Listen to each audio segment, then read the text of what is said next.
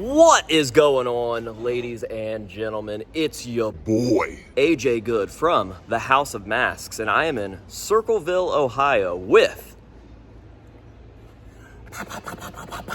Papa. You guys know him. Bishop's here. We're in Circleville. Today is Halloween in July. We're doing a little convention show for our neighbor festival about a county away, and they're always really nice to us, so we show up, we show out. We got a special little booth to kind of preview some cool stuff that's coming later this year, and we're about to take a walkthrough before the general public comes in. I'll show you guys all the booths in there, and then we will just go have a day.